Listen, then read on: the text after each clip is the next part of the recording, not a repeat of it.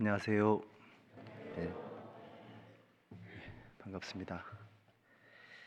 우리 함께 기도하고 시작하겠습니다. 기도하겠습니다. 우리 영혼을 사랑하시는 살아계신 우리 주 아버지 하나님, 죄 가운데 태어나 죄를 물먹듯이 먹고 마시며 하나님 앞에 원수로 살아가던 이 불쌍한 죄인들, 예수님의 크신 은혜의 말씀 안으로 우리를 불러주셔서 하나님께서 살아계심을 알게 해주시고 우리의 비참한 운명을 또 깨닫게 하셔서 예수님의 거룩하신 보혈의 공로로 우리의 모든 죄가 영원히 용서됐음을 또 알게 해주시고 그 은혜로 우리를 구원해 주신 것 감사합니다. 또 구원받은 이후에도 변함없는 사랑으로 함께 하셔서 하나님께서 친히 역사하시는 몸된 교회 안에서 하나님 말씀을 배우며 주님의 자녀들로 더불어 교제하며 하나님의 은혜의 복음을 증거하며 살아갈 수 있도록 함께해 주신 것을 감사합니다. 또 주일을 맞이해서 주님의 은혜로 구원받은 믿음의 가족들, 또 주님의 진리를 사모하는 귀한 분들을 한자리에 불러 모아 주시고 하나님의 은혜의 말씀 아래 함께 모일 수 있도록 은혜 베풀어 주신 것을 감사합니다. 소중한 시간 주 성령께서 친히 함께 하셔서 말씀을 듣는 각 사람에게 필요한 생명의 양식들, 은혜의 말씀들로 가득 채워주시고 이 악하고 어두운 세상을 하나님의 말씀을 힘입어서 또 은혜롭게 합당하게 잘 살아갈 수 있도록 도와주시기를 부탁드립니다. 또 우리에게 맡겨주신 복음 전파의 이 소중한 사명을 우리 모두가 잘 감당할 수 있도록 도와주시고 일산교회를 중심으로 증거되는 하나님의 거룩한 역사 앞에서 함께 마음을 모으고 뜻을 모아서 함께 봉사하며 힘있게 전도하는 교회가 될 수 있도록 인도해 주시고 또 우리가 맡겨진 해외 선교의 사명 또한 잘 감당케 하셔서 어려운 곳에서 복음을 전하고 계시는 선교사님들과 또 가족들, 또 믿음의 형제 자매님들 동일한 은혜 안에서 이 마지막 시대 힘있게 하나님의 영광의 복음을 위해서 살아가는 저희가 될 수 있도록 도와주시기를 기도합니다. 또 이 시간 참여하지 못하신 분들, 또 다음 주에는 함께 얼굴을 마주하여 말씀 앞에 모일 수 있도록 도와주시고 또 생활 가운데 어려움을 겪고 계신 분들, 병중에 계신 분들, 마음의 시험을 받고 계신 분들, 하나님께서 모든 형편을 아시오매 각 사람에게 합당한 은혜로 함께해 주시고 여러 가지 어려움들로부터 놓여 편안한 가운데 주님을 잘 섬길 수 있도록 또 도와주시기를 기도합니다. 우리 일상교회에 끊임없이 구원의 역사를 일으켜 주시는 것 감사드립니다. 이 마지막 시대에 정말 하나님의 일꾼들로 넘쳐나는 복된 교회가 될 수 있도록 도와주시고 우리 모두가 한 사람도 실족하지 않고 다 살아서 주님을 영접할 수 있도록 하나님의 귀한 은혜로 채워주시기를 간구합니다. 오늘 주일을 귀한 말씀의 모든 시종을 주 성령께서 인도해 주시기를 하나님께 기도합니다. 예수님의 이름으로 기도드렸습니다. 아멘. 자, 우리 신약 성경 로마서 14장 로마서 14장 22절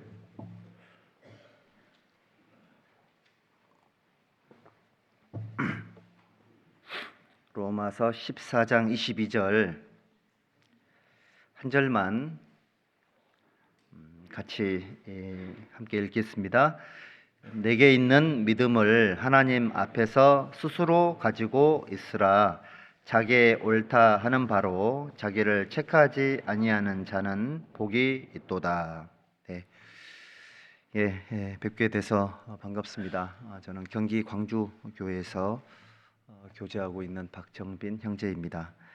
자, 오늘은 여기 읽은 말씀 속에 하나님께서 말씀하시기를 우리 안에 있는 믿음이 있지 않습니까? 내게 있는 믿음을 스스로 가지고 있어야 된다. 그리고 그 자기가 옳다라고 믿고 있는 바를 하나님 앞에 책망을 받지 않는 사람이 복이 있다라고 말씀을 하셨는데, 우리 모두는 영혼의 구원이라는 그 믿음은 동일하시죠. 영혼이 구원받은 믿음은 우리가 전부 동일하지만, 신앙 생활을 해 나가는 데 있어서 생활 속에 있는 믿음은 또 각자가 환경이 다르고 또 성향들이 달라서 각자가 중요하게 생각하고 또 체험하는 그런 믿음의 영역들은 약간씩 다를 수는 있겠습니다. 하지만 그 모든 믿음들이 하나님의 말씀을 기준으로 해서 형성되는 것이고, 또 하나님의 말씀 속에서 하나님께 받아서 이루어진 그런 믿음들이기 때문에 항상 하나님 말씀을 기준으로 해가지고 내가 생각하는 것, 또 계획하는 것, 목적하는 것, 또 심지어는 그 방법까지도 하나님 말씀에 합당한지 여부를 살펴서 하루하루 살아가는 것이 참 중요하다, 이렇게 생각을 합니다. 그래서 오늘은 그 참된 믿음이 어떻게 형성되는지, 그리고 실제적인 신앙이 무엇인지를 다 알고 계신 내용들이지만 간단하게 좀 정리를 한번 해 보려고 합니다. 자, 먼저 믿음이라는 것이 구원받은 성도들에게 굉장히 중요하죠. 그 믿음, 소망, 사랑 세 가지가 중요한데 믿음이 제일 1번이잖아요. 믿음이 왜 중요할까? 믿음이 없이는 기쁘시게 못하나니라고 말씀을 하셨습니다. 우리 모두는 예수님을 한 번도 보지 못했지만 믿고 말할 수 없는 영광스러운 즐거움으로 우리 예수님을 사랑하고 또 섬기고 좋아합니다. 왜냐하면 예수님의 은혜로 영혼의 구원을 받는 그 믿음을 얻었기 때문에 그렇습니다. 그래서 믿음이 없으면 천국에 갈 수가 없다고 말씀을 하셨죠. 그러므로 의인은 믿음으로 말미암아 살리라. 이 소중한 말씀도 구원받은 우리에게 사실은 적용된 그런 말씀들이죠. 또 신앙생활 속에서도 이제 우리가 세상을 이기고 또 마귀의 세력을 이겨서 전도도 하고 또 신앙생활도 해야 되는 거라서요. 우리 요한일서 5장 4절에도 그러므로 하나님께로 난 자마다 세상을 이기느니라. 세상을 이기는 이김은 이것이니 너희의 믿음이니라. 성경 곳곳에 그 믿음의 중요성을 굉장히 많이 강조를 하고 있죠. 그래서 세상 사는 동안만큼은 믿음이 참 중요하고, 근데 그 믿음 생활이 쉽지 않기 때문에 반드시 천국 소망, 하늘 소망이라는 것이 균형을 이루어야 된다, 이렇게 말씀을 하셨죠. 그런데 믿음, 소망, 사랑 이 세 가지는 세상 사는 날 동안은 우리가 반드시 필요한데 천국 가면 두 가지가 사라져요. 뭐가 사라질까요? 믿음과 소망이 사라지죠. 천국 가면은 믿음과 소망이 완성이 되기 때문에 천국에서는 오직 사랑만 존재한다고 말씀을 하셨습니다. 어쨌든 저희들은 연약한 몸과 마음을 가지고 세상을 살아가기 때문에 참된 믿음을 계속해서 추구해야 되고, 또 우리가 배운 그 믿음의 내용들을 생활 속에서 잘 실천해서 실제적인 신앙 생활을 잘 해야 된다, 이렇게 생각을 해봅니다. 그런데 그 좋은 믿음이 생기려면 어떻게 해야 되는 거냐? 여러분들 믿음으로 인정받고 싶으시잖아요. 아브라함 부럽죠. 아브라함은 왜 부럽냐면 믿음의 아버지라고 이렇게 하나님께 그 칭찬을 받았거든요. 아브라함이 보면 그 생활 속에서 보면 우리랑 비슷하게 실수하고 잘못한 부분들도 꽤 있는데도 불구하고 아브라함은 믿음의 아버지라고, 믿음으로 말미암아 의롭게 된 아주 대표적인 사람이라고 성경은 칭찬을 하고 있습니다. 그래서 하나님은 우리가 어차피 죄인으로 태어난 거 아시고 우리가 부족한 사람이라는 것들을 알고 계시기 때문에 우리의 부족하고 연약한 부분들을 하나님 주시는 그 말씀 속에 믿음으로 어떻게 뛰어넘냐, 이거를 굉장히 소중하게 여기신다, 이렇게 생각을 해봅니다. 우리 장두만 박사님이라고 계시는데, 그분이 이제 하나님이 없다고 말하기 전에라는 책을 써가지고 그 믿지 않는 사람들에게 많은 은혜를 끼치신 분인데, 이제 그분이 그 책 속에 이제 그런 내용을 기록을 했더라고요. 그 사람은 보통 80% 이상의 정보를 눈으로 보는 것, 귀로 듣는 것을 통해서 인식을 한다고 합니다. 그래서 우리 전도 집회할 때 시청각을 많이 사용을 하죠. 하나님께서 그렇게 만들어 주신 것 같아요. 고로 우리 구원받은 그리스도인들이 좋은 믿음이라는 것을 가지기 위해서는 가장 중요한 두 가지가 무엇을 듣느냐 또는 무엇을 보느냐에 따라서 그 사람의 믿음이 형성이 된다라고 볼 수가 있겠습니다. 여기 우리 누가복음 한번 볼까요? 누가복음 10장을 한번 보시죠. 누가복음 10장 39절.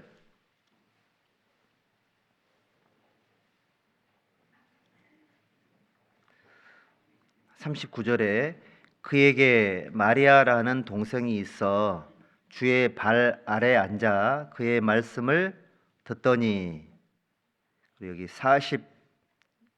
42절, 그러나 몇 가지만 하든지 혹 한 가지만이라도 족하니라. 함께 읽읍시다. 마리아는 이 좋은 편을 택하였으니 빼앗기지 아니하리라 하시니라. 여기 보면 마리아라는 그분의 신앙을 하나님께서 이렇게 평가를 하고 계시는데, 마리아는 어떤 좋은 특징이 있었냐면 주의 발 아래 앉아서 하나님 말씀을 듣고 있었죠. 그러니까 이게 마음도 있잖아요. 사실 우리가 알고 있는 것처럼 유대인들은 그 이방인으로 태어나지 않은 것, 종으로 태어나지 않은 것, 여자로 태어나지 않는 것을 감사하는 사람들이잖아요. 그런데 그 남성 중심의 사회에서 마리아라는 이 분이 예수님의 발 아래 앉아서 하나님 말씀을 듣고 있었죠. 이분이 이제 말씀을 열심히 듣고 나중에 향유 옥합을 깨서 예수님 머리에 부었습니다. 예수님이 그걸 엄청 칭찬해 줬잖아요. 자, 이 여자가 한 행동은 이 복음이 전파되는 어떤 곳에서든지 이 여자가 했던 행동을 알려주고 기념하게 해라. 왜냐하면 이 여자가 본인의 예수님의 장사, 예수님의 죽으심과 부활하심을 깨닫고 그런 행동을 했기 때문에 그걸 기념하라고 말씀을 하신 겁니다. 근데 이제 예수님의 발 아래에서 앉아서 말씀을 듣는 사람이 마리아 한 사람이 아니었을 거 아니에요. 근데 이분만 그 들은 말씀을 반응을 했다는 겁니다. 그래서 하나님도 말씀하시기를 이 마리아는 이 좋은 편을 선택을 했으니까, 본인 스스로 깨닫고 선택을 했으니까 빼앗기지 않을 거다, 이렇게 말씀을 한 겁니다. 우리 그동안에 들었던 말씀이 한두 번이 아니지 않습니까?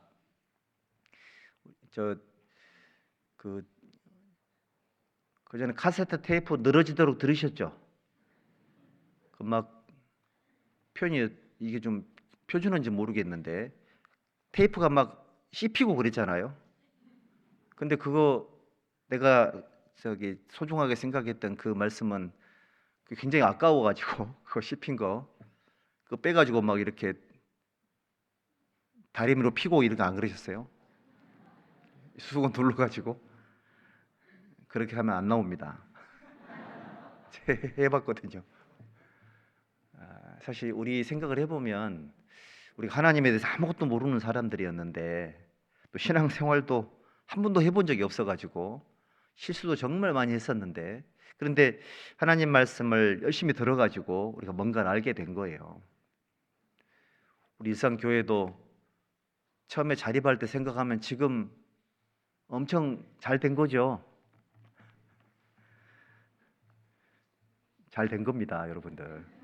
엄청 지금 잘 됐고 또 지금도 이제 잘 되고 계시잖아요. 그게 왜 그렇게 된 거냐면 하나님 말씀을 듣고 항상 좋은 편을 선택했던 사람들이 계셨던 거예요. 그래서 그런 귀한 마음의 선택들이 말씀을 들어서 얻어진 믿음을 가지고 계속 이루어졌기 때문에 지금 우리가 이 자리에 앉아 있는 겁니다. 무엇을 듣느냐, 그것이 그 사람의 삶의 선택을 건강하게 만들어주고 그 결과 선한 영향력이라는 것이 교회 안에 또 세상 속에서도 힘있게 역사할 수 있는 거다, 이렇게 말씀을 드리고 싶습니다.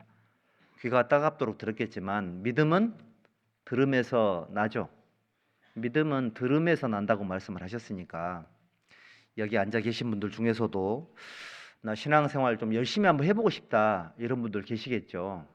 자기 의지를 막 불태우고 내 삶에 막 그 열정을 불태우기 이전에 하나님 말씀으로 올바른 믿음으로 그런 것들을 이렇게 시작할 수 있어야 이게 오래 갈 수 있어요.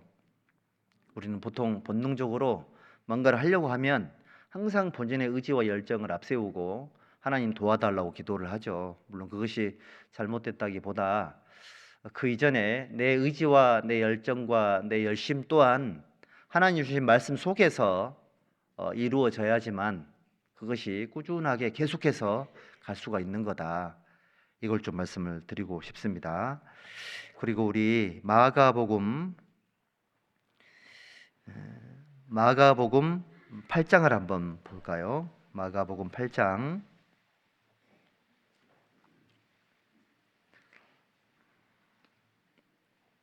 마가복음 8장 23절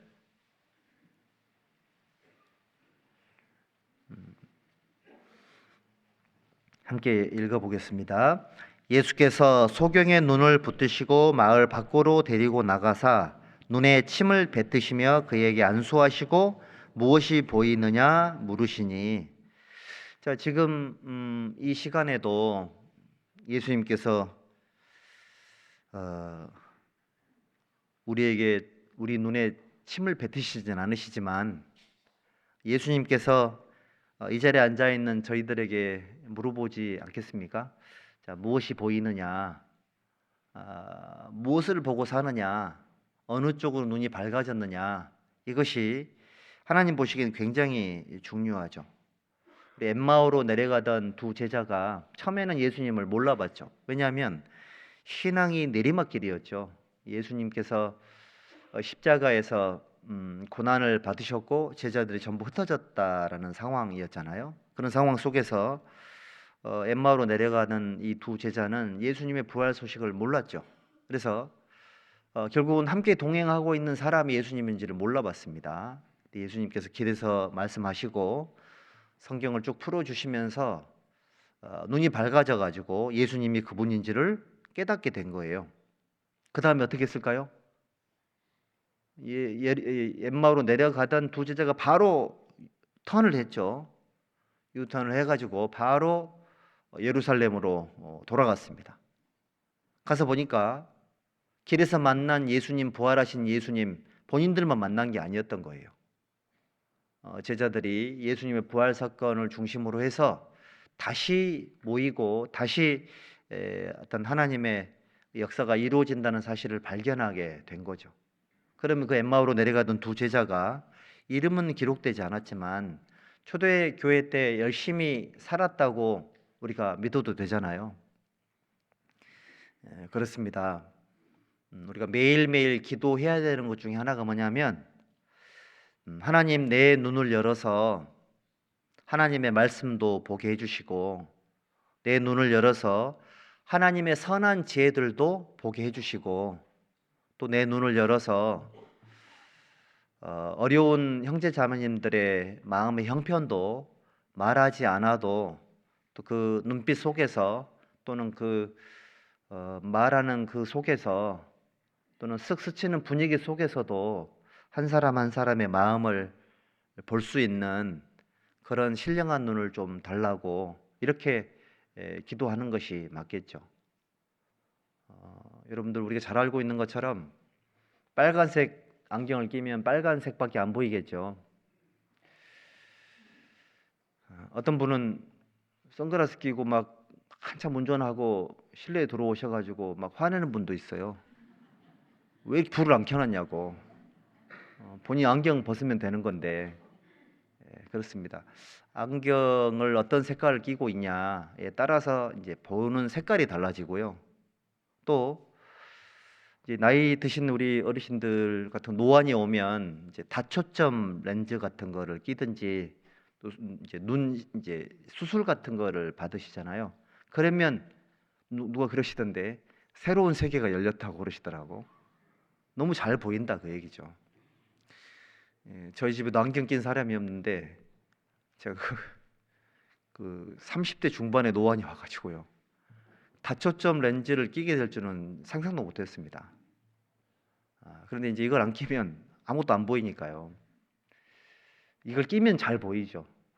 그전에 안경 맞춰놓은 것들은 이제 사용하지 못하고 오직 이제 이 안경만 써야 되는 겁니다. 그래야지만 보이는 겁니다. 신앙생활 하면서 우리 자립할 때 계셨던 개국 공신분들 많이 계시죠? 개국 공신분들은 뭘 봤을까요? 일산 지역을 향한 하나님의 영적인 비전을 봤기 때문에 거기에다가 자기 삶을 던졌을 거 아니에요. 우리 일산에서도 그 일꾼들이 많이 나왔잖아요. 그러면 그 귀한 일꾼들, 또 지금 일하고 있는 귀한 교회 일꾼들은 뭘 봤을까요? 하나님 앞에 영적인 비전을 봤겠죠. 그걸 보고 영안이 열려서 하나님 앞에 올바로 살아갔던 거 아니겠습니까? 그런 듣는 것 보는 것이 그 사람의 삶을 결정하는 겁니다. 그리고 여기 열왕기상 마가복음 죄송합니다. 마가복음 5장을 한번 봅시다. 마가복음 5장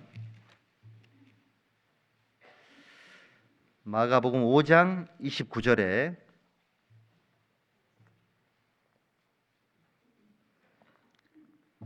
마가복음 5장 29절 함께 읽읍시다. 이에 그의 혈루 근원이 곧 마름에 병이 나은 줄을 몸에 깨달으니라. 또 좋은 믿음을 형성하는 세 번째 요소는 삶 속의 깨달음이죠. 깨달음. 무엇을 깨닫느냐가 그 사람의 믿음을 결정하는 거죠. 깨하고 소금 더하면 뭐예요? 깨하고 설탕 더하면 뭐예요? 깨달음이잖아요. 깨달음. 기분이 안 좋아요? 깨달음. 그렇구나. 신앙생활 하면서 뭘 깨닫느냐가 그분의 좋은 믿음을 결정하죠. 여기 12년 동안을 그 혈루증 12년 동안이나 하루도 빠짐없이 하혈을 했던 이 여자분이 자기 몸의 혈루 근원이 고쳐졌다는 것을 몸에 깨달았습니다. 삶이 어떻게 바뀌었을까요? 완전히 바뀌었겠죠. 180도 바뀌었겠습니까? 360도 바뀌었겠습니까? 360도 바뀌면 제자리로 돌아오면 안 되겠죠. 180도 바뀐 거겠죠. 깨달음이 그 사람의 좋은 믿음을 결정하죠. 다니엘 같은 사람은 그 다니엘 7장에 보면 그 바벨론에 붙잡혀 갔던 수많은 그 천재들 중에서 공부를 제일 잘했고 다니엘은 특별히 모든 이상과 몽조를 깨달아서 알더라 이렇게 기록이 되어 있잖아요. 영적인 안목이 대단한 사람이었죠. 그래서 다니엘에게 하나님께서 뭔가를 예언을 하면은 이 사람은 그 내용이 무엇인가 궁금해 가지고 견딜 수가 없는 그런 사람이었잖아요. 어떤 건 깨닫게 해주시고 어떤 거는 마지막 때까지 이거는 네가 깨달을 수 없는 내용이다 이렇게 말씀도 해주시고 이렇게 하셨거든요. 무엇을 깨닫느냐가 중요하다. 우리가 그 구역 모임을 가도 똑같은 간증을 들었는데 어떤 분들은 그 간증 속에서 하나님을 깨닫는 사람이 있고요. 어떤 분은 저 사람 참 말을 길게 하고 재미없게 한다라는 걸 깨닫는 사람도 있죠. 똑같은 내용인데 그 잘못된 깨달음들이 또는 선한 깨달음들이 모임의 질을 결정하는 거죠. 올바른 믿음을 정하는 겁니다. 여러분들도 신앙생활 하면서 우리가 동일하게 한 문화씩 받은 사람이잖아요. 영혼의 구원을 받은 사람들이니까 한 문화를 가지고 얼마를 남길 거냐, 이거는 그 사람의 삶 속에서 말씀 시간, 교제 시간, 봉사하는 시간, 또는 희생과 헌신하는 시간들, 또 수많은 눈물 골짜기를 통과하는 시간들, 또는 심지어는 징계의 시간들 속에서도 항상 선한 것들을 깨닫고자 노력하는 그 사람에게 하나님은 선한 믿음을 주시는 것이 틀림이 없다라는 생각이 들어요. 그 솔로몬이 성전을 지어놓고 기도했잖아요. 하나님, 유대인이든 이방인이든 누구든 이 성전에 들어와서 하나님께 기도하다가 자기가 뭐가 문제인지를 깨닫고 자기 죄를 깨닫고 회개하거들랑 하나님은 하늘에서 들으시고 사유해 주시고 이 사람의 기도하는 바를 응답해 달라고 이렇게 기도를 했잖아요. 근데 그 기도 응답을 우리가 받고 있는 거예요. 솔로몬이 기도했던 내용을 우리가 응답받고 있는 겁니다. 성전이 하나님의 몸된 교회니까 하나님의 몸된 교회에서 구원받은 성도들이 하나님 앞에 선한 깨달음, 깨우침을 얻기 위해서 뭔가를 기도하거들랑 하나님 들으시고 그 깨달음을 통해서 그 사람에게 밝은 빛을 주십시오. 그게 이제 우리에게 이루어진 거죠. 그 솔로몬의 기도가 정말 고맙더라고요. 그러면 우리는 어떻게 또 기도해야 될까요? 우리 이제 교회에는 우리 이제 그 기성층이 존재하잖아요. 그 미국 사람들은 그 어린이 구원받으면 그 반 사람이 구원받았다라고 얘기를 한답니다. 애가 구원받으면 온 사람이 구원을 받았다고 얘기를 한대요. 이제 이미 좀 오래 산 기성세대는 이제 반밖에 못 사니까. 근데 이제 어린 아이들은 또 청년들은 이제 계속 살아야 되는 거잖아요. 그렇다는 생각이 듭니다. 우리가 그 하나님 앞에 교회당을 짓고 교육관을 짓고 자꾸 이렇게 희생하고 헌신한 이유가 뭘까요? 물론 복음을 전하기 위해서가 맞고요.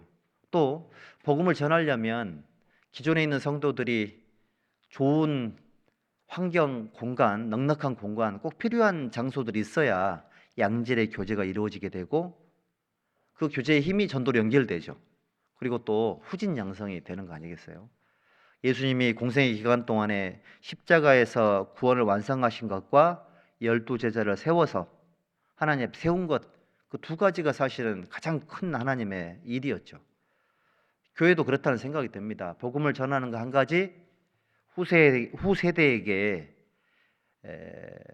그 유무형의 선한 것들을 남겨주는 한 가지, 그런 것들을 깨닫고 있는 사람들의 희생과 헌신이 있었으니까 우리 교회 젊은 사람들이 그렇게 많고, 그 초등학생이 자기가 뭘 안다고 자기 생애를 주님 위해 살겠다고 구역 모임에 자기도 가면 안 되냐고. 신기해요, 보고 있으면. 그 필리핀 선교도 다녀오셨겠지만은 필리핀에 있는 작은 교회들은 초등학생부터 은빛 장년회까지 전부 찬양되더라고. 같이 하는 거예요. 그냥 구원받으면 뭐 구분이 없어요. 그냥 막 하는 겁니다.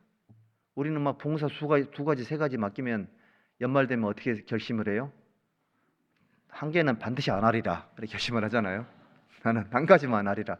근데 거기 계신 분들은 그런 결심이 뭔지도 몰라요. 왜 해야 되는지도 모를걸요, 아마. 그러니까 신방을 해보면 교회 뭐 봉사회장님이 하는 간증이나 초등학생 하는 간증이나 똑같단 말이에요. 왜 그럴까? 깨닫는 게 다른 거죠. 그러니까 나는 그걸 보면서 어떤 생각이 들었냐면, 야, 우리 교회의 힘은 우리 청년들, 그 다음에 교회 학교에게 비전을 심어주는 것만큼 하나님께서 역사하시겠구나 이런 생각이 들거든요. 그래서 요즘은 그전에는 교회당 대강당만 중요하게 여기고 대강당하고 식당만 있으면 됐지 뭐 이렇게 생각을 했잖아요. 요즘은 부속실에서 활발하게 교제가 이루어지지 않으면, 왜냐하면 모두가 다 그 하나님 앞에 열심히 살고 싶은 마음이 커가지고 그 공간을 굉장히 많이 요구하거든요. 그게 왜 그런 거냐면 그 자기 듣고 본 것이 있어가지고 살고 싶어하는 그 마음들이 그렇게 이제 연결이 되는 거니까요. 뭐가 중요한지를 요즘은 다 깨닫고 있는 거죠. 그러다 보니까는 우리 골로새서에 기록되어 있는 것처럼 원만한 이해의 그 풍요에 이르러라는 구절이 있잖아요. 이해를 원만하게 하고 굉장히 이제 아주 깊이 있게 이해를 하고 있으니까 그전처럼 막 뭔가를 설명하는데 시간을 많이 갖지 않아도 딱 얘기만 해줘도 이해력들이 굉장히 높아져 가지고 깨달음들이 많이 생겨 가지고 교회가 뭔가를 하기가 정말 수월해졌다 이렇게 생각을 해보거든요. 그래서 우리 형제 자매님들은 구원받거나 지금까지 쭉 생각을 해보면 하나님께서 때마다 일마다 나를 얼마나 많은 그 진리를 깨달음 속에 인도를 하셨나 이걸 생각을 해보면 있지 않습니까? 앞으로도 계속해서 좋은 믿음을 얻기 위해서는 삶의 모든 영역에서 뭔가를 계속 배워야 되겠구나 이런 마음을 갖는 게 좋습니다. 그리고 민수기 14장 한번 볼까요? 민수기 14장. 민수기 14장 24절.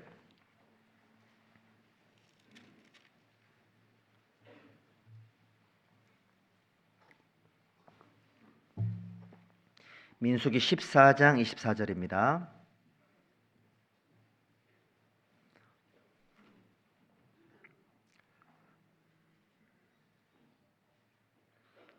같이 읽읍시다.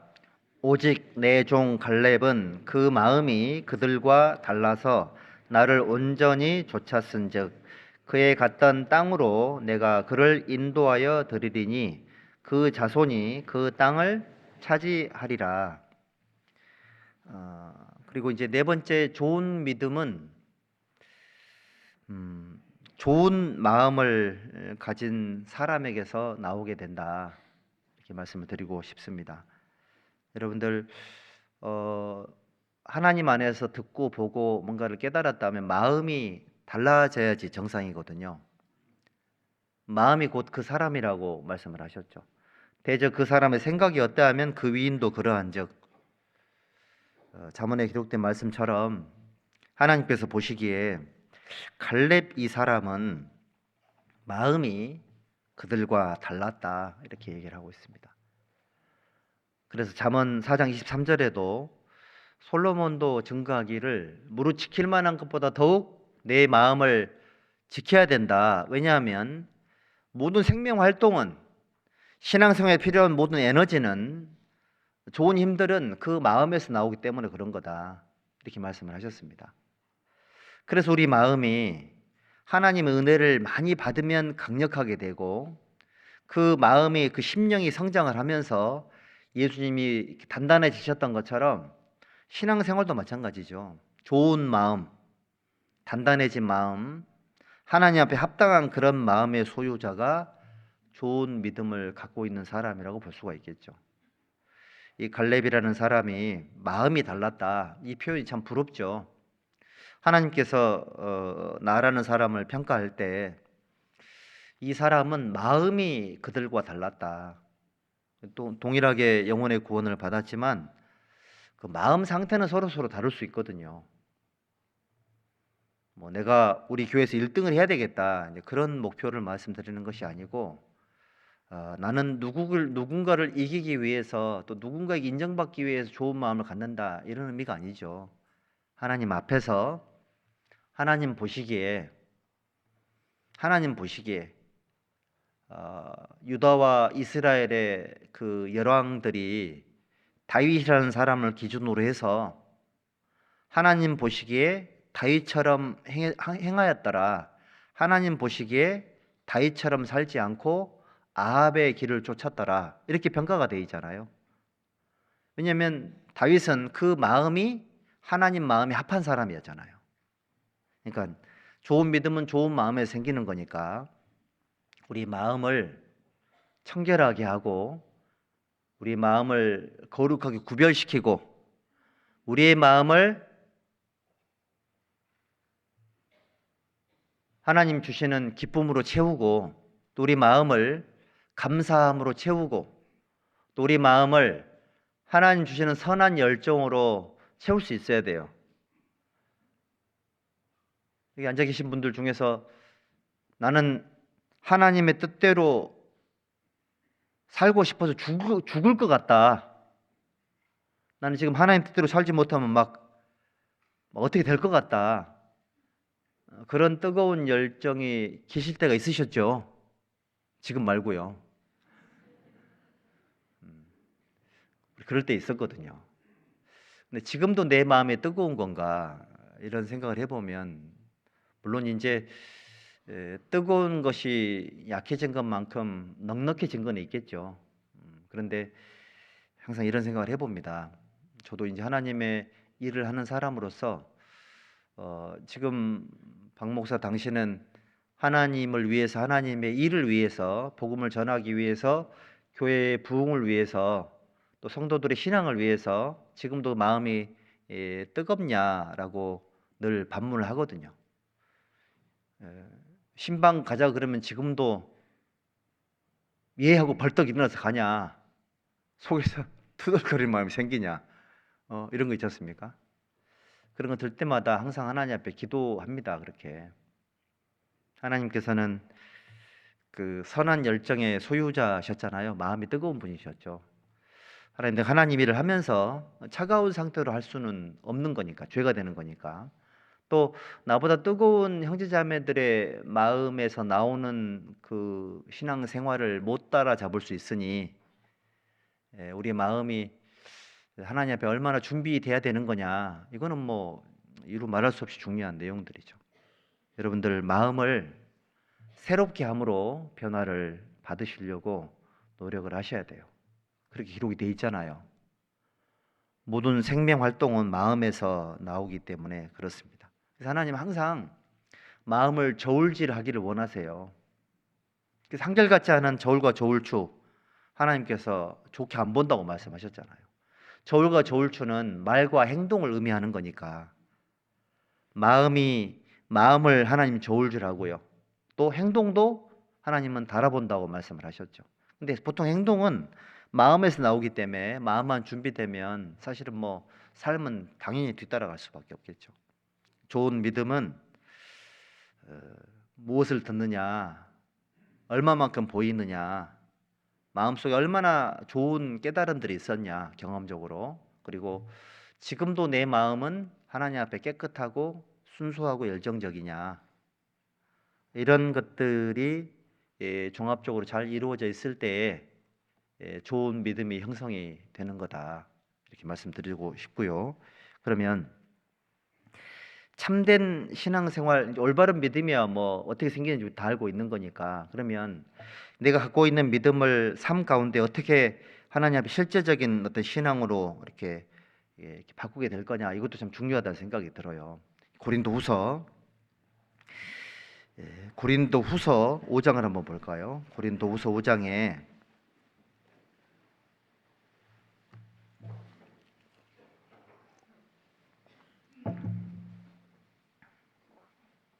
고린도후서 5장 7절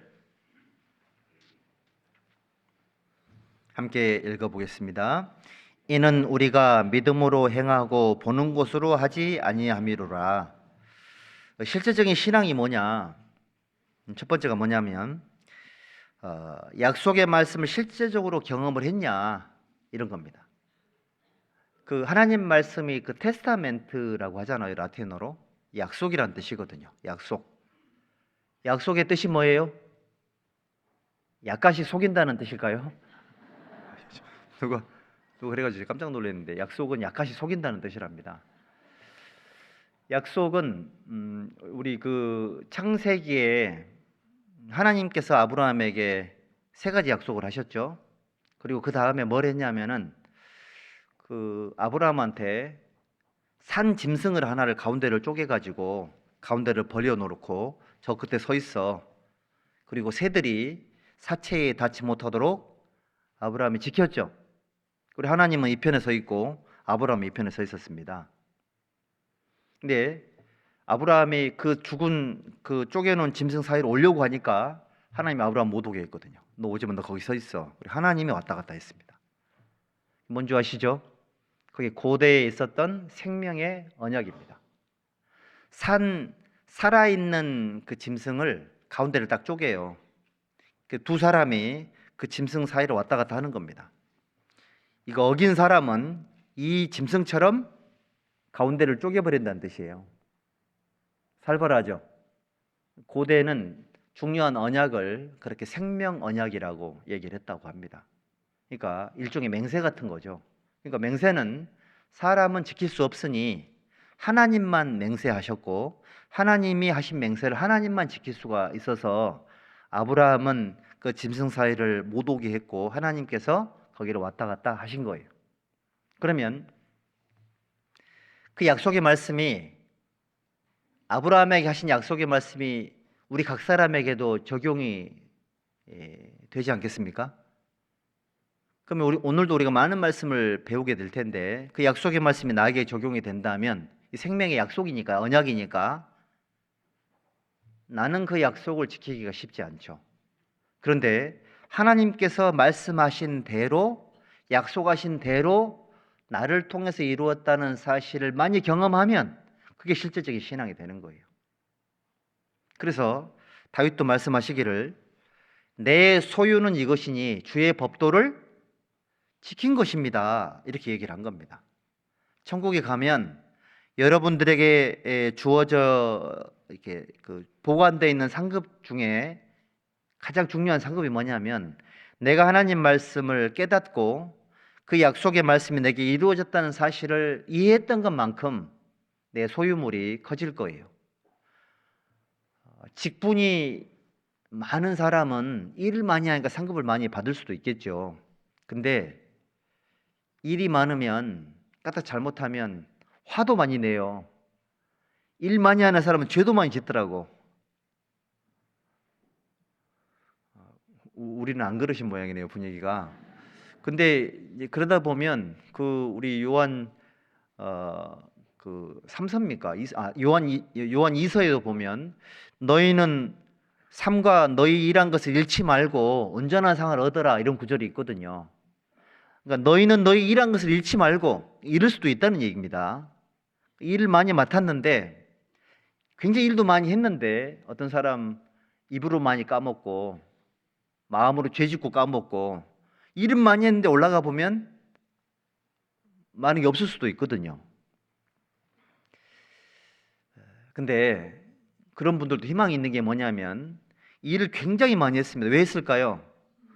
하나님 앞에 동기부여를 받은 거죠. 말씀을 깨닫고 한 겁니다. 했는데 죄도 많이 지었습니다. 거기서 멈추면 손해예요. 그러면 봉사하지 않는 사람이 유리하겠죠? 그게 아닙니다. 일을 많이 한 사람이 또 어떤 유익이 있냐면 죄 짓고 실수 많이 하잖아요. 그러면 뭘 많이 알까요? 하나님 말씀도 많이 깨닫죠. 내 부족함도 깨닫고, 그런 말씀도 훨씬 더 많이 이해할 수 있어요. 그렇게 돼서 신앙이 실제적으로 바뀌는 거죠. 말씀하신 대로 이루어진다는 것이 내가 많이 경험하면 경험할수록 그것이 실제적인 신앙이 되는 거죠. 우리 열왕기하 5장을 한번 찾아보겠습니다. 열왕기하 5장 14절,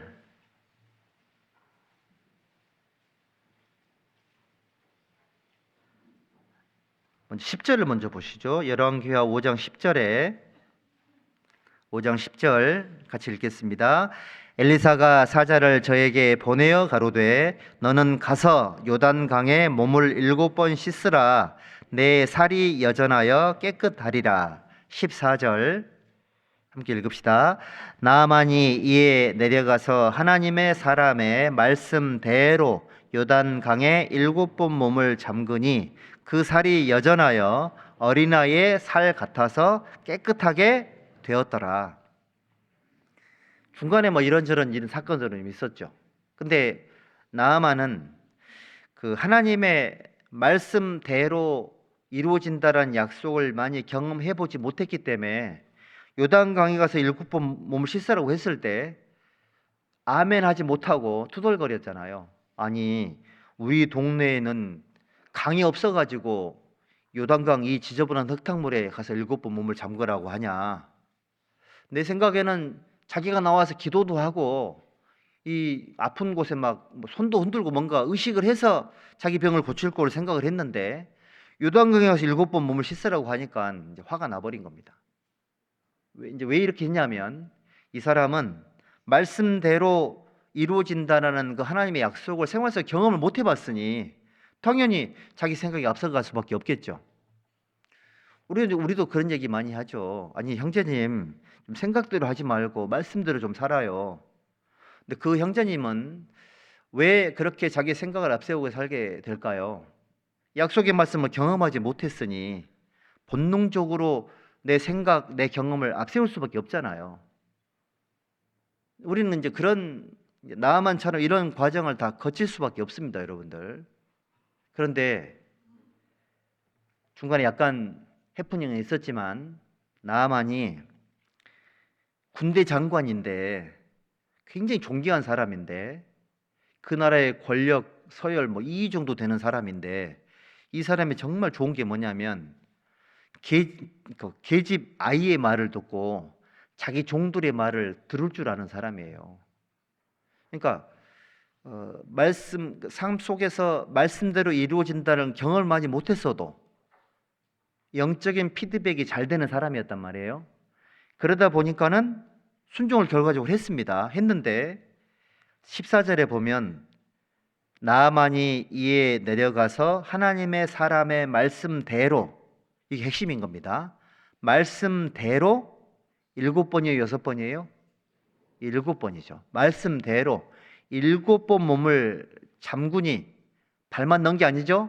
완전히 잠근 겁니다. 푹 담근 거예요. 그랬더니 그 살이 여전하여 어떻게 됐다고요? 어린아이의 살 같아서 깨끗하게 되었더라. 문둥병만 나으려고 했는데 피부가 어떻게 됐다고요? 어린아이처럼 됐다고 돼 있잖아요. 봉사 형제님들 손이 지금도 어린아이 같아요? 어? 저도 이제 저희 자매의 손을 한 번씩 잡아보거든요. 우리 자매의 손이 처음 결혼했을 때 그 손의 촉감인지 한 번씩 만져보면 완전 아줌마 손이에요. 이제 좀 깜짝이야 좀 놀랬죠. 육신적으로 좀 불편하죠. 그런데 생각을 해보면 누구 때문일까요? 손이 이렇게 된 게?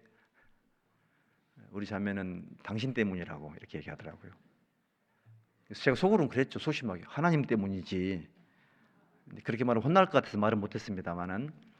그래서 우리는 그렇습니다. 나이가 들면 몸이 피부가 어린아이처럼 되는 것은 불가능하죠. 보톡스 맞으면 됩니까? 불가능합니다. 그런데 나아만은 어린아이처럼 되었다. 이게 너무 신기한 것 같아요. 우리 육체는 새롭게 될 리가 없죠. 우리 육체는 옛날로 돌아갈 수도 없고요. 신기하게도 우리의 신앙은, 실제적인 신앙은 어린아이처럼 돼요. 초심으로 돌아갈 수 있어요. 이게 너무 신기한 것 같습니다. 구원받은 지 오래됐어도 구원을 받았을 때처럼 가슴이 뛰는 경우가 있고요. 순수한 마음이 그리워서 그때로 돌아가고 싶은 마음이 생기고 실제로 그렇게 되는 사람도 많고요. 왜 가능할까요? 하나님의 말씀대로 요단강에 7번 잠그니까는 그 살이 여전하여 어린아이의 살처럼 되었더라. 이게 실제적인 신앙인 겁니다.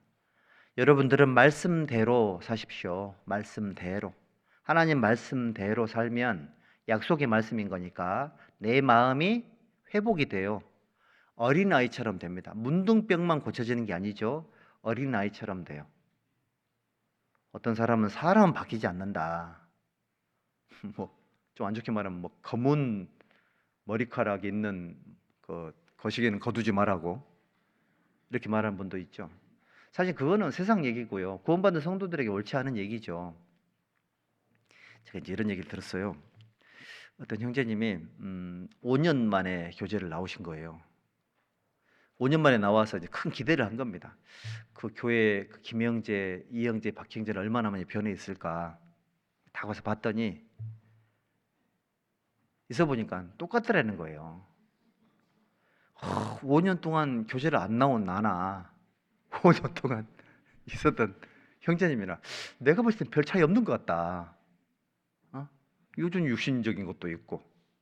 근데 이제 제가 그 얘기를 듣고 나서 제가 가만히 있었어야 되는데 한 소리 해줬습니다. 그 5년 동안 형제님 보기에 저를 비롯해서 여기 있는 분들이 변화된 것 같지 않아 보이잖아요.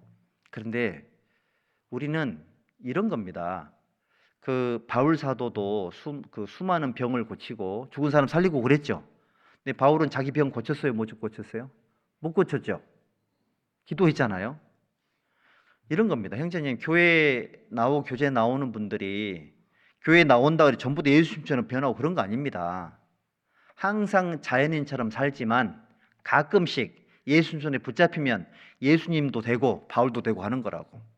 5년 동안 우리는 그걸 경험을 많이 했다고. 근데 지금은 그 능력이 잠깐 떠나 있으니 자연인처럼 보이는 거지만 5년 동안 붙잡힌 기적이 많다고. 근데 형제님 그때 어디 붙잡혔었냐고. 소주잔 붙잡고 있었고 그렇지 않았었냐고. 제가 말 잘했죠? 그런 겁니다, 여러분들. 교회 나온다고 뭐 완전히 바뀌어요? 성인 군자가 되나요? 아니거든요. 우리 여전하고 똑같을 수 있지만 전도 집회 때 쓰임 받아요. 봉사할 때 쓰임 받는단 말이에요. 그리고 그 하나님의 선한 일을 할 때 쓰임 받는 거예요. 그때는 완전히 다른 사람이 되는 거거든요.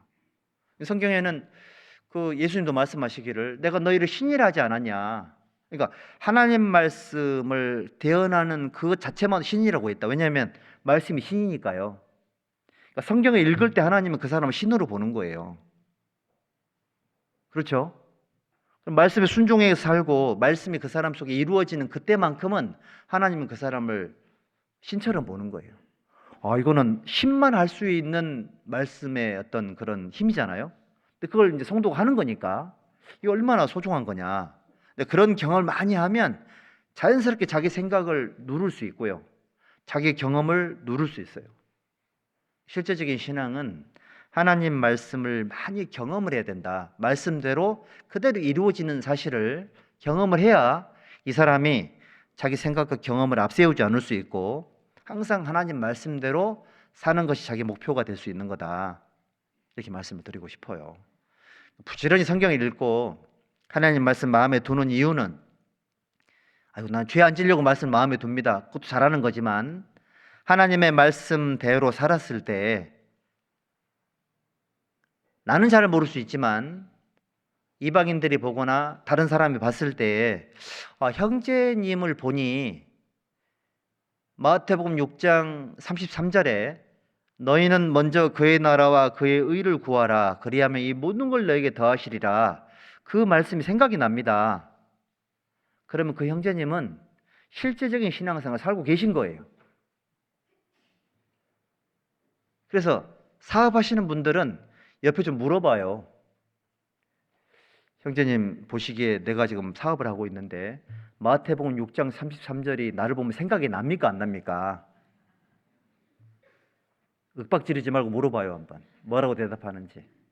그래서 가끔씩은 이제 이게 뭐 제3자에게 물어보면 좀 힘드니까 가족들끼리도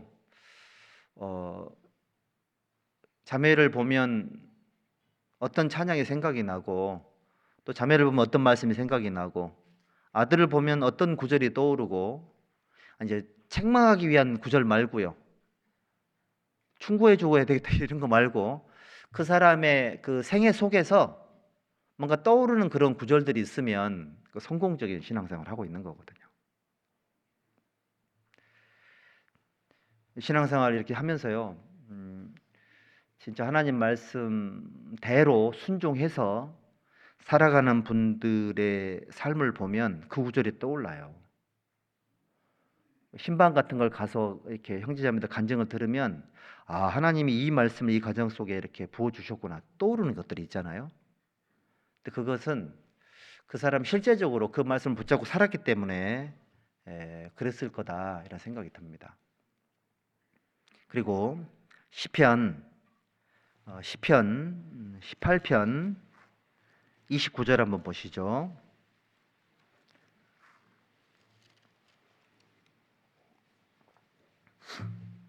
시편 18편 29절.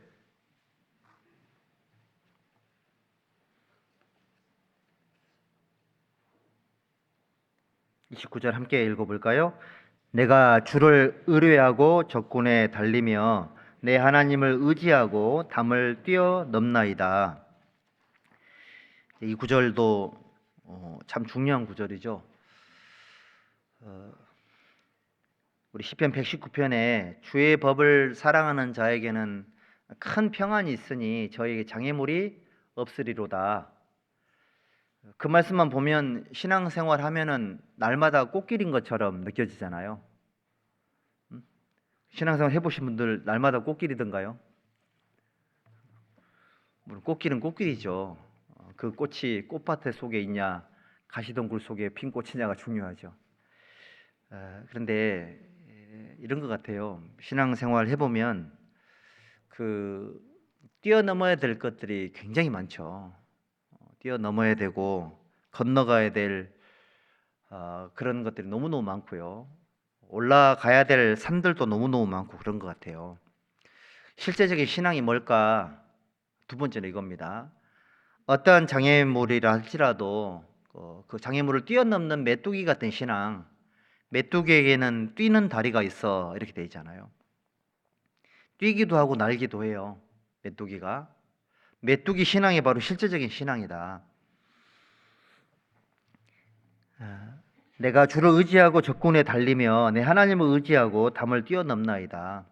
그 삼국지를 읽어봤던 분들은 그 조자룡이 유비의 아들을 안고 그 조조의 대군을 뚫고 아이를 구출해 오는 그 모습이 생각날 수도 있습니다. 신앙생활을 할 때 우리 그리스도인들은 적군을 달리는 거잖아요. 세상이 사실은 마귀가 왕이 된 곳이 세상이니까 우리는 적군에 달리는 겁니다. 그 다음에 장애물을 뛰어넘는 거죠. 신앙생활 속에 정말 메뚜기처럼 뛰는 다리가 있어서 하나님 앞에 힘있게 살아가는 것이 실제적인 신앙이다. 큰 산아 네가 무엇이냐 이런 담대함 있잖아요. 그리고 그 뭔가 하려고 하다 보면 어떤 분들은 하지 말아야 될 조건들, 어려운 조건들만 계속 얘기하는 분들이 있죠. 그 얘기는 하자는 얘기예요, 하지 말자는 얘기예요? 하지 말자는 얘기잖아요. 그게 이제 그 반대를 위한 반대인 것이죠. 대안 없는 반대는 반대를 위한 반대거든요. 물론 이성적으로 합리적으로 판단을 해서 리스크를 줄이고 최소한의 위험성을 줄여서 하는 것이 맞죠. 맞는 건데 항상 우리에게는 선한 대안이 필요합니다.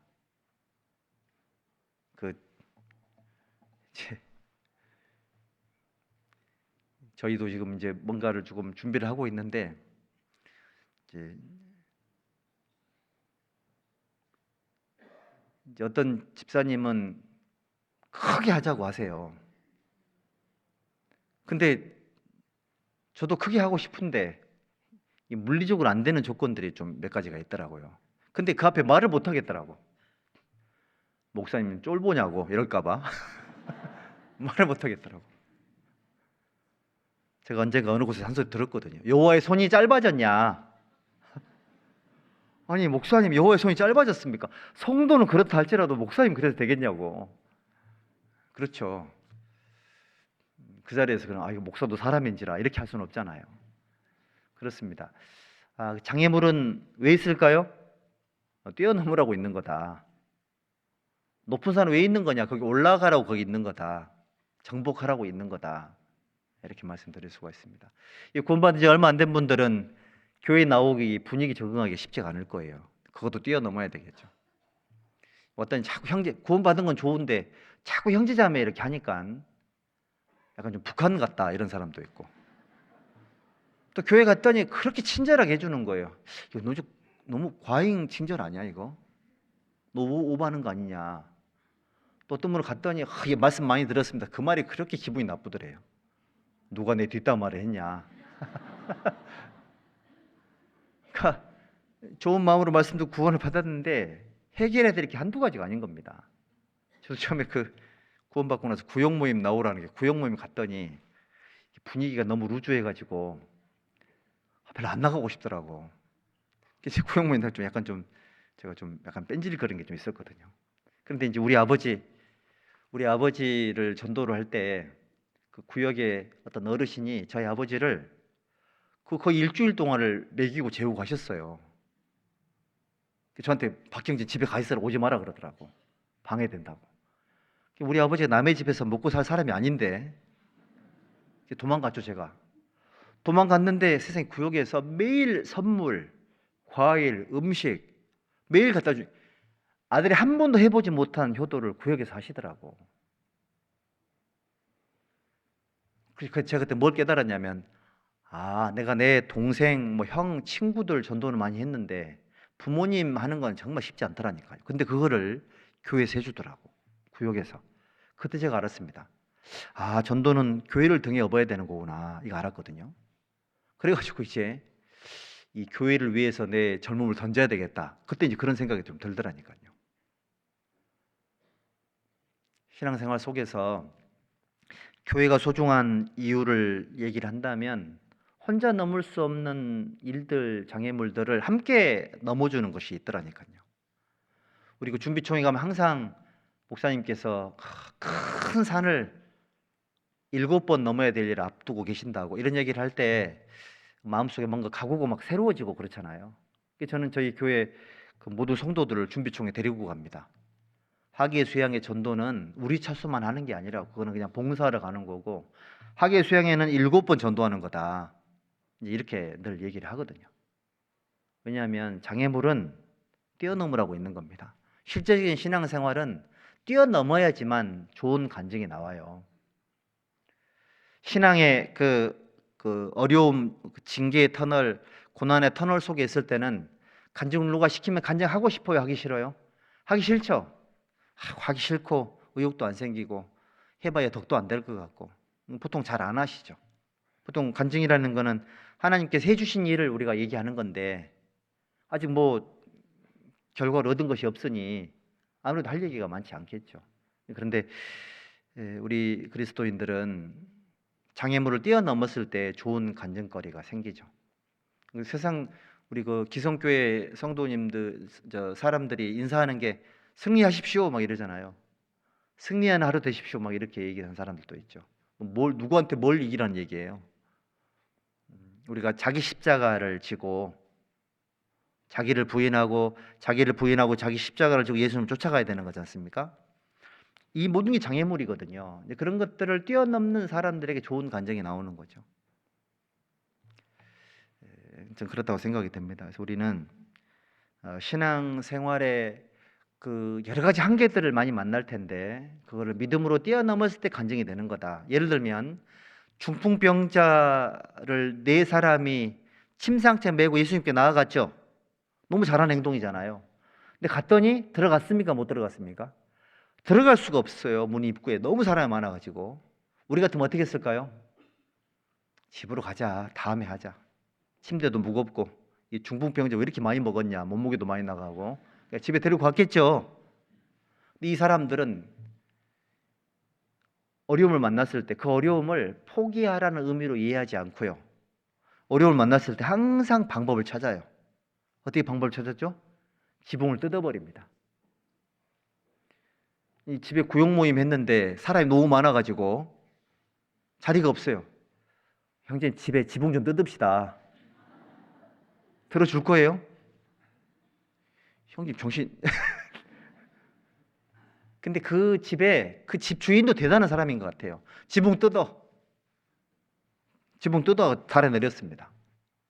중풍병에서 살아났습니다. 이것이 그냥 읽고 끝나버리면 아무것도 아닌 사건이지만 그러니까 내가 신앙생활 하면서 뭔가를 하려고 했을 때 한계가 부딪히죠. 그러면 그때 그 어려움과 한계를 포기하라는 개념으로 사는 사람은 항상 뭐라고 말하냐면 하나님이 때를 주시겠죠. 그럼 아무것도 안 해. 때가 뭡니까? 하나님이 때를 따라 모든 것을 아름답게 하셨고 사람에게 영원을 사모하는 마음을 주셨느니라. 그게 무슨 말이에요, 그게? 하나님께서 삶의 모든 때와 시기를 주신 목적 이유가 뭐냐? 삶의 모든 때와 시기를 만났을 때 그거를 구원받는 계기와 기회로 삼아야 된다. 그 얘기하는 거잖아요. 신앙생활도 실패할 때, 넘어질 때, 장애물을 뛰어넘어야 될 때, 구덩이에 빠졌을 때 많이 있을 거 아니에요. 요거를 어떻게 기회로 삼아야 되는 거냐? 이거를 뛰어넘는 기회로 삼는 사람이 그 사람이 실제적인 신앙생활을 하는 사람인 거다. 그러니까 그런 사람은 핑계가 없어요. 변명하지 않아요. 그 어떤 영어 대사처럼 혀가 길지가 않아요. 말이 정확합니다. 그래서 저도 청년들한테 그걸 항상 가르치는데요. 삶의 어려움을 만나거들랑 하지 말라는 메시지로 이해하지 말고 이래도 할 거냐라는 메시지로 이해를 해라. 그래야지 뭔가 결과물이 나올 거다. 그렇게 해야 된다고 생각을 하거든요. 우리는 실제적인 신앙생활은 장애물을 뛰어넘는 거다. 이렇게 말씀을 드리고 싶고요. 그리고 여기 창세기 29장 잘 아시는 구절인데 창세기 29장 20절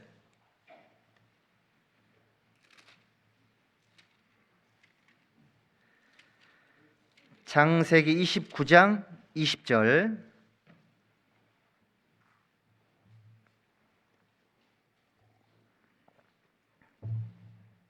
함께 읽읍시다. 야곱이 라헬을 위하여 7년 동안 라반을 봉사하였으나 그를 연애하는 까닭에 7년을 수일같이 여겼더라. 이 구절 너무 하나님 앞에 소중한 구절이죠. 사랑하면 고통도 달콤하다. 주님을 사랑함으로 견디고 이겨내는 신앙이 실제적인 신앙이죠. 정말 주님을 연애하는 까닭에 7년의 봉사가 수일처럼 느껴졌다. 이게 정상적이고요. 실제적인 신앙생활이죠. 사실은 정말 사랑은 사실은 고통을 이겨내는 게 사랑이죠. 부모가 자식을 사랑한다는 얘기는 감정의 문제가 아니라 책임의 문제이고 보호해야 되는 거고 그리고 영원한 영원성을 가지고 있죠. 사실은 이제 좋은 것보다 어려움이 훨씬 더 많다는 얘기 아니겠습니까? 요즘은 이제 그런 게 힘들어서 막 아이를 안 낳으려고 하는지는 모르겠지만 우리 구원받은 그리스도인들은 그렇지 않죠. 연애하는 까닭에 7년의 봉사를 수일처럼 여겼더라. 누가 예수님을 더 사랑하겠냐?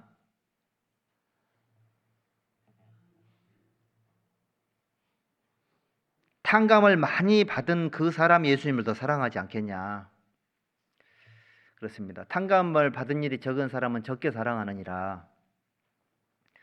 여러분들 형제님 믿음 대단하십니다. 자매님 너무 어떻게 할 수 있습니까?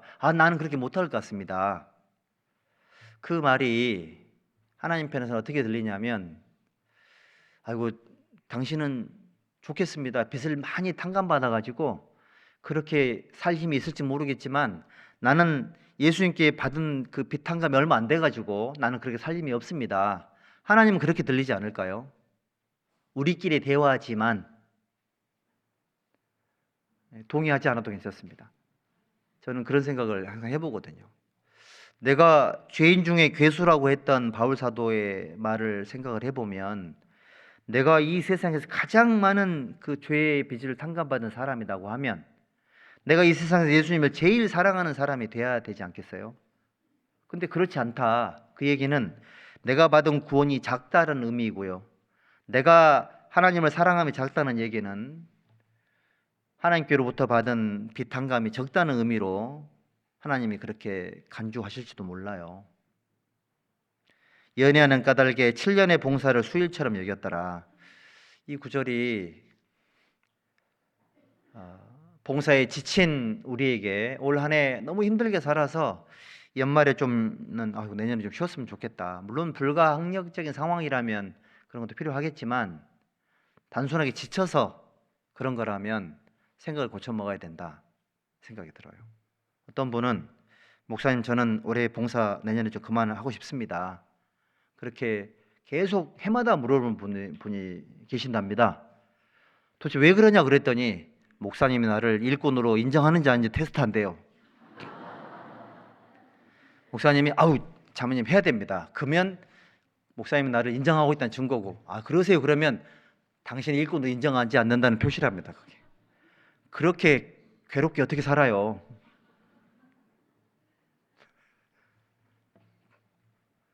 목사님들이 기도한대요. 하나님 시험에 빠지지 말게 해주십시오. 이렇게 연말 되면 시험에 빠지지 않게 해달라고. 성도들이 하는 말을 고지고대로 듣지 말고 그 말의 저희를 파악하게 해주십시오. 이렇게. 지금 우리가 교회잖아요, 교회. 그렇죠? 근데 우리가 그렇게 생각을 깊이 해야 될 시대에 살고 있어요. 너무 힘든 거거든요. 먹고 살기도 힘들고 봉사하는 것도 힘들고 정말 힘들죠. 어떻게 보면 진짜 아주 초인적인 삶을 살아요, 다들. 응?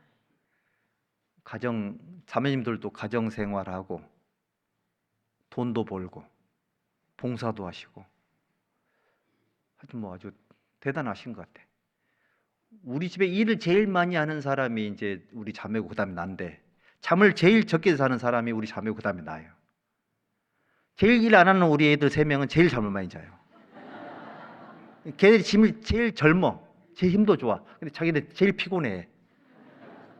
아프면 들어 누워 있어. 우리는 아파도 출근해야 되고. 우리가 아프면 한 소리 들어요. 목사님 건강 관리를 잘못해가지고 성도들이 신경 쓰게 하면 되겠냐고. 그럼 어떻게 해야 돼요? 죄송합니다 이래야 되죠. 근데 우리가 이제 어떤 어려움도 기꺼이 할 수 있는 이유는 주님을 사랑함으로 할 수 있는 거죠. 간단한 겁니다, 여러분들. 정말 주님 사랑하면 그 고통과 어려움을 내가 감당하자면 어렵죠. 신앙생활 하면서 내가 좀 힘들면 형제자매들이 좀 편하지 않을까 이런 생각 하시는 분이 많이 계실 텐데 그 생각이 좋은 생각이죠. 그래서 뭐 어떤 분은 막 봉사에 지쳐가지고 봉사했는데 왜 이렇게 다 참여를 안 하냐, 교회가 하나가 안 돼서 큰일이라고. 그 말은 내가 너무 힘들다 이제 그런 의미인 거죠. 근데 이제 그렇게 생각하시면 안 되고요. 봉사 공제에서도 많이 안 와도 나오신 분들이 감사함을 하면 돼요. 하면 되거든요. 그렇게 생각합니다. 공지는 해드려야 되겠죠. 왜냐하면 기회는 다 줘야 되는 거니까. 근데 못 오시거나 안 오시거나 그게 뭐 고이든 뭐 아니면 뭐 어쩔 수 없었던 간에 그건 그거고, 그 의미를 이해하고 믿음으로 반응하는 사람들은 즐거이 해야죠. 감사함으로 하고. 우리는 공산주의가 아니니까, 사회주의가 아니니까. 그러니까 할 수 있는 사람 하면 되는 거거든요. 그런 마음으로 하면 되는 겁니다. 그래서 신앙생활 하면서 주님을 사랑하면 고통도 즐겁게 된다. 이것이 실제적인 신앙생활이다. 이거 말씀드리고 싶어요. 그리고 히브리서 11장에 히브리서 11장 38절,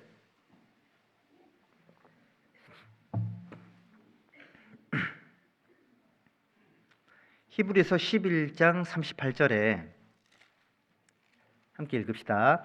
이런 사람은 세상이 감당치 못하도다. 저희가 광야와 산중과 암혈과 토굴에 유리하였느니라. 자, 이런 사람은 세상이 감당치 못하도다. 이 구절이 우리에게 정말 중요한 구절이죠. 이게 어떤 사람들이냐면 여기 보시죠. 36절에 또 어떤 이들은 희롱과 채찍질 뿐 아니라 결박과 옥에 갇히는 시험도 받았으며 돌로 치는 것과 톱으로 켜는 것과 돌에 맞고 톱으로 이제 신체 일부가 이렇게 썰어지는 거죠. 잘려 나가는 겁니다. 시험과 칼에 죽는 것을 당하고 양과 염소의 가죽을 입고 사자밥이 되는 겁니다. 궁핍과 환난과 학대를 받았으니 그러함에도 불구하고 하나님을 향한 믿음을 포기하지 않았던 사람들, 그러니까 자기 생명과 믿음을 맞바꾼 사람들, 이런 믿음은 세상이 감당하지 못하도다. 세상이 감당하지 못하는 믿음, 이게 실제적인 믿음이죠. 우리 구원받은 그리스도인들은 세상에서 아무리 핍박을 해도 흔들려요, 안 흔들려요? 전혀 흔들리지 않죠. 오히려 터가 더 굳어지죠. 누가 뭐라 그래도 구원받은 성도들은 세상이 감당하지 못하는 믿음을 가지고 있습니다. 실제적인 믿음을 가진 사람들, 여러분들 구원받은 그리스도인들이 세상에서 구원을 받았다라는 이유로 또는 전도를 해야 된다라는 어떤 그런 마음으로 살아가는 그 삶을 이유로 핍박을 받고 고난을 받고 욕을 먹고 비난을 받고 모함을 받고, 그것이 1년, 2년, 3년, 4년, 어떤 분은 10년, 20년, 30년이 계속된다 할지라도 우리 믿음이 흔들려요, 안 흔들려요? 전혀 흔들리지 않죠. 전도도 이렇게 해보니까요, 처음에는 사랑하는 가족들이 지옥 갈까봐 너무 두렵고 그래가지고 전도를 해서 갔는데 완강한 거절에 깜짝 놀래고 속상하고 마음 상하고, 또 갔는데 또 거절당해 또 기분 나쁘고, 또 갔더니 또 반대해가지고 마음속에서 결심을 하게 되죠. 다시는 오라봐라 이놈의 집구석, 이래가지고 있잖아요. 제가 형한테 전도를 할 때 그랬거든요. 근데 또 말씀 듣다 보면 다시 가요, 안 가요? 또 가게 돼요. 속으로 다시 왔네 이놈의 집구석, 제가 그랬거든요. 근데 이제 왜 이렇게 우리가 하게 될까 생각을 해보면, 세상이 아무리 반대를 해도 우리가 전도를 하지 않을 수가 없잖아요. 이런 사람을 누가 맡겠냐고요. 가족들 전도하면서 반대를 하는 것은 그분들이 당연히 해야 될 어떤 행위겠죠. 왜냐면 모르니까. 거기에서 낙심하고 포기하는 것은 하나님 원치 않을 것이고, 나는 더 담대한 마음을 갖는 게 당연하겠죠. 이제는 많은 성도들이 반대할 거를 생각을 하고 가요. 반대하는 건 당신의 분깃이고 또 오는 것은 내 분깃이니 끝까지 한번 해보자, 이런 마음이 있는 거죠. 지금은 우리 그리스도인들도 전도를 정말 전략적으로 아주 적극적으로 힘있게 너무너무 잘합니다. 요즘 보면 막 청년들도 막 그 어떤 자매님의 아버지 전도하려고 편지도 막 수십 통을 써서 보내고, 단체로 막 방문해가지고 막 이렇게 뭐 생일 축하도 해주고, 하여튼 저렇게까지 하나 싶을 정도로 정말 열심히 전도를 하더라고요. 함께 힘을 모아가지고. 우리 교회 형제님들도 누가 말씀 듣는다고 하면은 그분 모시고 저기 속초도 갔다 와요. 한번 갔다 오면 돈도 막 수십만 원 쓰고 오고요. 저 양평으로 어디로 쭉 돌아다니고요. 좋은 데로. 이천 쌀밥 사주고. 양평에 좋은 카페 가서 커피 대접해드리고. 그리고 뭡니까 그거, 오토바이 같은 거 태워드리고, 사륜 오토바이 이런 거 있잖아요. 그래서 기분 좋게 해가지고 전도집에 참석시키고. 근데 그런 부탁을 서로 하는 것을 좋아하고, 부탁하지 않아도 그렇게 하자 그러고, 그런 걸 보면서 야, 이런 사람들 세상이 감당하겠나, 이런 마음이 생기는 거죠. 세상이 감당할 수 없는 그런 믿음을 가진 사람들이 좀 실제적인 어떤 그런 신앙생활을 하고 있는 사람이죠. 전도할 때 어떤 반대와 어떤 어려움이 있어도 이거 아니면, 이 방법이 아니면 그 사람 천국 갈 수 있는 방법이 없지 않습니까? 그러면 우리가 늘 썼던 방법, 늘 했던 그 말을 다시 하는 거고, 담대하게 하는 거고, 힘있게 하는 거고, 될 때까지 하는 거예요. 그것이 세상이 감당하지 못할 믿음을 가진 사람들이다, 이런 생각이 들어요. 그리고 또 시편 63편 한번 보십시다. 시편 63편 1절부터 보십니다. 1절부터 3절까지. 하나님이여 주는 나의 하나님이시라. 내가 간절히 주를 찾되 물이 없어 마르고 곰핍한 땅에서 내 영혼이 주를 갈망하며 내 육체가 주를 앙모하나이다. 내가 주의 권능과 영광을 보려 하여 이와 같이 성소에서 주를 바라보았나이다. 함께 읽읍시다. 주의 인자가 생명보다 나음으로 내 입술이 주를 찬양할 것이라. 주의 인자가 생명보다 나음으로 내 입술이 주를 찬양할 것이라. 다윗은 하나님의 사랑을 자기 생명보다 귀하게 여겼던 사람이죠. 실제적인 신앙이 뭘까? 우리 에베소서 3장 20절에 우리 가운데서 역사하시는 능력대로, 그게 주어죠. 우리 가운데 역사하시는 하나님의 능력대로, 그 능력이 없으면 우리가 생각하는 것, 구하는 것보다 더 넘치도록 하나님이 역사하지 못하는 거예요. 그러니까 내가 생각하는 것, 구하는 것보다 더 넘치도록 역사하는 게 누구의 힘인 거냐? 우리 가운데에서 역사하시는 하나님의 능력이다. 그 하나님에게 그리스도 예수 안에서, 교회 안에서 영광을 세세토록 그에게 돌릴지어다, 이렇게 기록이 되어 있죠. 교회를 자기 목숨보다 사랑하는 사람들, 그 사람들이 실제적인 신앙생활을 하고 있는 사람이다, 이런 생각이 들거든요. 두세 사람이 내 이름으로 있는 곳에 나도 그들 가운데 있으리라. 그 두세 사람 속에 내가 들어가면 얼마나 좋겠어요.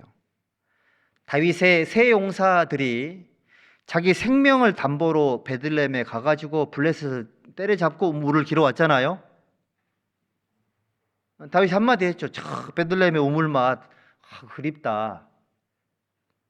그 물을 길어온 거예요. 깜짝 놀래가지고 이거는 생명이다, 이거 먹으면 안 된다. 다윗도 깜짝 놀라서 생각도 못했던 거죠. 하나님 앞에 교회를 사랑하는 것, 교회를 위해서 자기의 모든 삶을 던지는 것, 이것은 우리에게 주어져 있는 선택의 영역이다 라는 생각이 들어요. 얼마만큼 사랑할지, 얼마만큼 내 삶을 거기에 투자를 할지, 던질지 우리 결정이죠. 해외 선교를 동참하는 거하고 거기에 내 삶을 투자하는 건 다른 거죠. 그렇지 않아요? 내가 어디에 아프리카 어려운 사람이 한 달에 10,000원 이렇게 주는 거 하고 내가 해외 선교에 막 수천만 원, 수억을 투자하는 건 개념이 다른 거죠. 개념이 다른 겁니다. 교회도 마찬가지. 교회 중요하지, 이거 하고 교회가 어떤 곳인지에 대한 이해를 내가 하고, 그렇지, 우리 시대는 교회 시대지. 예수님은 교회의 머리시니까, 머리는 몸이 아니면 아무것도 못하는 거니까요. 교회를 통해서만 복음을 전하시고 교회를 통해서 모든 신령한 것들이 깨달아지는 거니까 교회가 얼마나 소중하냐. 교회가 아니면 내가 어디서 봉사를 배울 수 있을 것이며, 교회가 아니면 어디서 내가 삶의 교정을 받을 것이냐. 교회가 없으면 내가 어디에서 희생과 헌신을 배울 것이며 하나님의 깊이와 크기와 넓이와 높이를 어떻게 이해할 것이냐. 교회가 없으면 뭐 할 수 있는 게 있어요? 아무것도 없거든요. 그러면 교회에 대한 나의 생각은 어떠해야 될 것이냐. 교회에 내가 손님처럼 갈 것이냐, 내가 교회의 주인이 돼야 될 것이냐, 교회에서 내가 목소리를 높일 것이냐, 겸손하게 살 것이냐. 그 모든 삶의 결정은 내가 교회의 중요성을 얼마나 실제적으로 인식하고 있냐, 이것에 따라서 결정이 되겠죠. 실제적인 신앙생활은 올바른 교회관에서 나오는 거다. 교회를 통해서 역사하시는 하나님을 이해를 해야 교회 안에서, 교회 아래에서 살아가는 것이 뭔지를 이해하게 되고, 그 속에서 하나님의 역사를 보게 되고, 그 속에서 뭔가 신앙생활의 가치를 깨닫게 되는 겁니다. 천사들도 교회를 통해서 하나님께서 역사하신다는 것이 무엇인지, 지혜가 뭔지를 배운다고 되어 있거든요. 천사들도 교회를 통해서 배우는 거예요. 저희들도 교회를 통해서 배우는 겁니다. 교회를 통해서 옳고 그름이 무엇인지, 삶의 정확한 기준이 무엇인지, 삶의 목표를 어떻게 가져야 될지, 어떻게 살아야 될지, 얼마만큼 살아야 될지, 어떻게 삶의 동기부여를 받아야 될지, 삶의 목적을 어떻게 가져야 될지, 내 삶의 방향이 올바른지, 교회를 통해서, 말씀을 통해서 배우는 거죠. 교회 안에 말씀이 있고 교회 안에 하나님 안에 교제가 있습니다. 여러분들, 기도는 내 입으로 하는 거고요, 봉사는 내 손으로 하는 거죠. 하나님은 말씀을 내려주십니다. 정기 모임을 통해서 하나님께서 우리 은혜를 베풀어 주세요. 우리 가운데 역사하신 하나님의 능력, 교회를 통해 내려오는 하나님의 말씀의 능력이고요. 그리고 정기 모임의 능력이죠. 우리도 주일날 설교를 들어보면 엄청난 일을 해야 될 것처럼 느껴지지만 막상 일주일 동안 펼쳐지는 삶을 보면 교제 참석하는 것, 봉사에 참석하는 것, 가끔씩 해외 선교 가는 것, 그것 말고 더 있어요? 막 순교하라 그러던가요? 그런 얘기 안 하잖아요. 아니, 주일날 설교 들으면 엄청난 걸 해야 될 것 같은데 막상 신앙생활 펼쳐놓고 보면은 그냥 참여하면 되는 것들이거든요. 그런데 신기하게도 그 정기 모임이 그 몸이 건조해 보이고 뜨뜻미지근해 보였던 그 정기 모임이 우리를 이 자리에 만들어 놓은 거예요. 좀 신기하지 않습니까? 교회를 하나님 앞에 이렇게 세워가는 과정 속에서도 어떤 그 교회 안에 어떤 조직이든 어떤 모임이든 키우고 싶으면 정기 모임을 정성 들여서 하면은 그 모임이 성장할 수밖에 없고 자리를 잡을 수밖에 없는 거다. 전도를 열심히 하고 싶어서 구역장 모임을 자주 해요. 정기적으로 교우장 모임을 하고 구역장 모임을 합니다. 왜냐하면 구역이 전도하는 곳이니까요. 전도하러 구역이 있는 곳이기 때문에 정기 모임을 계속하면 전도는 저절로 되게 돼 있습니다. 근데 그런 거 하지 않고 전도하러 아무리 말을 해도 전도가 잘 안 될 수도 있거든요. 좋은 모임은 준비 모임을 많이 하는 사람이 좋은 모임을 만들어요. 준비 모임 많이 없잖아요. 그러면 좋은 모임이 잘 안 돼요. 그렇게 되게 돼 있습니다, 여러분들. 하나님은 교회를 통해 역사하시니까 정기적인 말씀, 정기적인 교회, 교제, 정기적인 봉사 활동들 이런 것들을 꾸준하게 계속 의미를 깨닫고 하다 보면 교회 속에 있으면 열매를 맺는다는 사실이 뭔지를 알게 되고 교회가 내 삶의 전부라는 걸 깨닫게 되어서 남은 생애를 교회 안에서 온전하게 살아갈 수가 있게 되는 것이 틀림이 없습니다. 실제적인 신앙생활은 교회 안에 있다라는 사실을 반드시 기억을 하셔야 돼요. 뭐 전국에 어딜 가도 다 우리 교회지. 여러분은 전국 어디 교회를 가지 마세요. 여기 계셔야 돼요. 일상교회에. 나는 여기서 뼈를 묻어야 되겠다. 이런 마음으로 살아야 돼요. 전국교회 똑같이 어디든 가도 된다. 지금 교회가 잘못됐다는 뜻이 아니고요. 소속감이 없는 것이 사실은 좋은 선택은 아니거든요. 나는 있는 동안 열심히 할게. 그만 떠나면 열심히 안 한다는 얘기입니까? 그런 게 아니죠. 만약에 여기 목사님께서 나 어차피 여기서 뭐 몇 년 있다 갈 거니까 있는 동안 그냥 잘해봅시다. 이거 하고 여기서 나 주님 만날 각오로 우리 올인합시다. 이거 하고 어떤 게 더 듣기 좋아요? 둘 다 듣기 싫어요? 후자가 훨씬 낫죠. 후자가 안 그래요? 뭐 발 빼고 하는 것 같은 느낌 받으면 조금 마음이 안 좋을 수 있지 않습니까? 그런 겁니다, 여러분. 하나님도 마찬가지인 거죠. 그 하나님께서 애써가지고 구원받게 만들어서 교회 안에 딱 넣어놨는데 하나님이 교회를 통해서 역사하시는데 그걸 내가 잘 몰라요. 실제적인 신앙생활을 잘 몰라. 좌충우돌하고 막 업앤다운이 엄청 심하고 이러면 하나님께서 뭐라 그럴까요? 아이고 좀 교회의 비밀을 알면 얼마나 좋을까 이런 마음이 생기겠죠. 실제적인 신앙생활은 교회의 비밀을 깨닫는 것이다.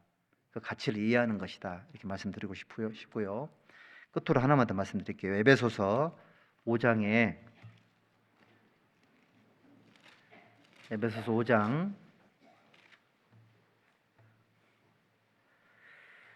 15절 16절 함께 읽읍시다. 그런즉 너희가 어떻게 행할 것을 자세히 주의하여 지혜 없는 자 같이 말고 오직 지혜 있는 자 같이 하여 세월을 아끼라. 때가 악하니라. 됐습니다.